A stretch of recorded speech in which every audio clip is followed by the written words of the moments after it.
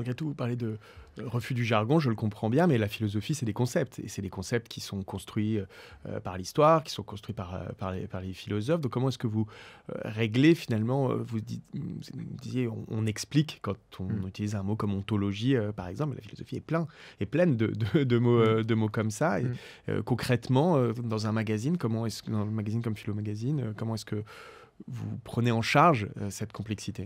Alors on a une chance, c'est qu'on est en France. Et en France, on a une tradition philosophique assez particulière.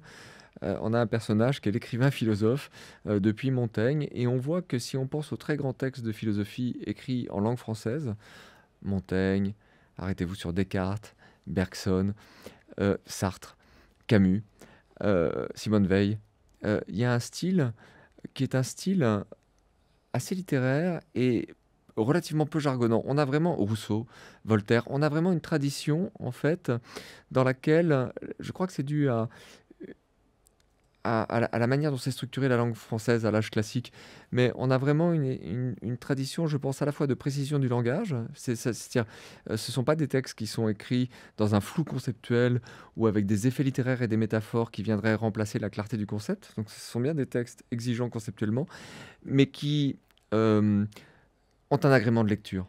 Et par comparaison, par exemple, je ne veux pas du tout faire du chauvinisme, mais c'est vrai que la philosophie allemande, si vous prenez les grands textes de la philosophie allemande, de Kant ou Hegel, ou la philosophie analytique, à cause de son armature logique, vous allez avoir des textes difficiles à lire et inaccessibles aux néophytes, aux débutants. Et du coup, si on s'inscrit vraiment, si on prend au sérieux notre tradition, qui est quand même une tradition, je pense, la langue française bien maniée, pousse à une clarification. C'est difficile, en fait, de parler pas clair en français, enfin, c'est-à-dire sans faire de faute de syntaxe.